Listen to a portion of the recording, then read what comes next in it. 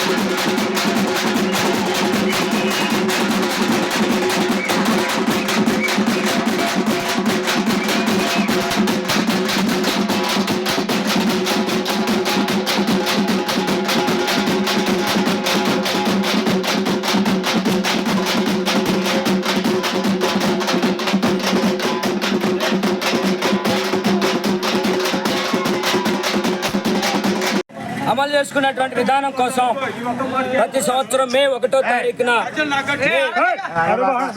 కార్మిక దినోత్సవం మేడే కార్యక్రమాన్ని నిర్వహించుకోవడం జరుగుతుంది. కార్మికులకు ఇది పండుగ. ఎందుకంటే మిగతా కొన్ని మతాలకి కొంతమందికి కొంత పండుగ, కానీ ప్రపంచవ్యాప్తంగా అందరూ కార్మికులందరూ జరుపుకునేటువంటి పండుగ మేడే. దేనికి ఇంత ప్రాధాన్యత ఉందంటే ఈ మేడే అనేది కార్మికుల యొక్క హక్కుల్ని సాధించుకున్నటువంటి రోజు.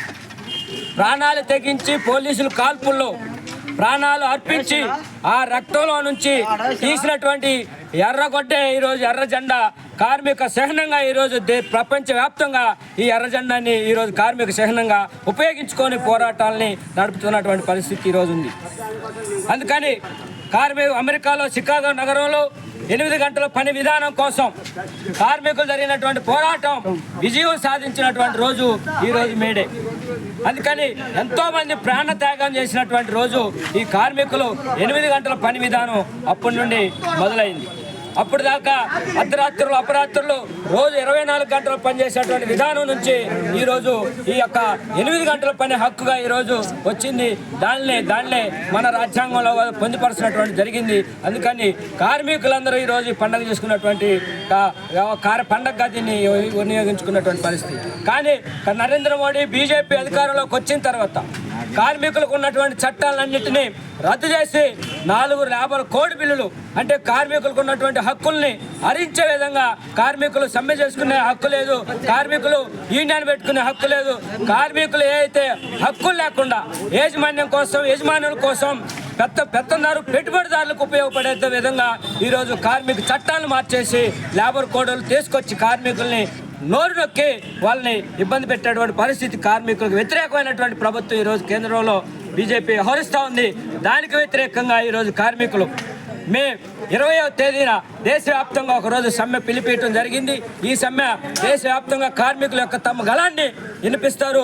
అప్పుడు కూడా వెనక్కి తగ్గకపోతే దేశవ్యాప్తంగా కార్మికులందరూ ఈ మోడీకి వ్యతిరేకంగా, ఈ బీజేపీ వ్యతిరేకంగా రాబోయే కాలంలో పెద్ద ఎత్తున ర్యాలీ అవుతారు.